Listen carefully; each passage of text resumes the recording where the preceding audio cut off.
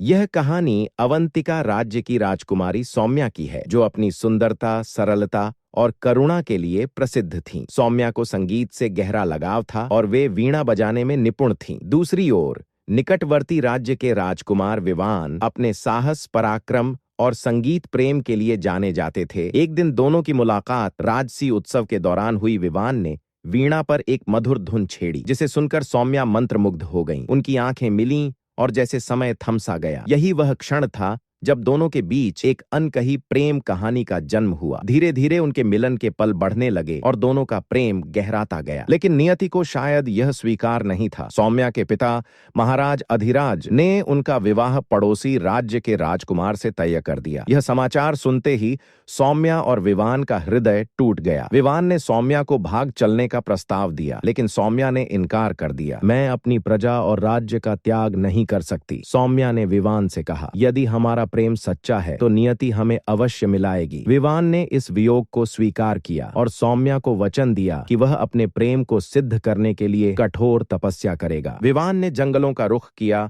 और कठोर तप में लीन हो गए। वह अपने संगीत के माध्यम से ईश्वर से प्रार्थना करता रहा। उधर सौम्या ने भी साध्वी का वेश धारण कर लिया और अपने राज्य की सेवा करने लगी। वह गांव-गांव घूमकर अपने भजन और संगीत के माध्यम से लोगों के हृदय को छूने लगी। कुछ वर्षों बाद नियति ने उन्हें एक बार फिर मिलाने का नाटक रचा। सौम्या एक नगर में पहुंची, जहां एक विशाल संगीत प्रतियोगिता हो रही थी। प्रतियोगिता का विजेता राजा के दरबार में सम्मानित होता। विवान ने भी उस प्रतियोगिता में भाग लिया। विवान ने अपनी वीणा से ऐसा मधुर संगीत छेड़ा कि पूरा नगर स्तब्ध रह गया। उसकी धुन में प्रेम, त्याग और तपस्या की गहराई झलक रही थी। सौम्या साध्वी वेश में खड़ी विवान को देखकर रो पड़ी। प्रतियोगिता समाप्त होने के बाद विवान को राजा के दरबार में बुलाया गया। जब राजा ने उससे उसकी प्रेरणा के बारे में पूछा तो विवान ने उत्तर दिया, मेरा संगीत मेरी साधना है और मेरी साधना मेरी प्रिया सौम्या के लिए है। यह सुनकर सौम्या आगे बढ़ी और अपना साध्वी वेश त्याग दिया। मैं तुम्हारी हूँ विवान, सौम्या ने कहा। तुमने अपने तप और प्रेम से मुझे जीत लिया है। उनकी सच्चाई और प्रेम ने राजा का हृदय पिघला दिया। उन्होंने सौम्या और विवान को आशीर्वाद दिया और उनका विवाह संपन्न करवाया। यह कहानी केवल प्रेम की नहीं थी, बल्कि यह त्याग, तपस्या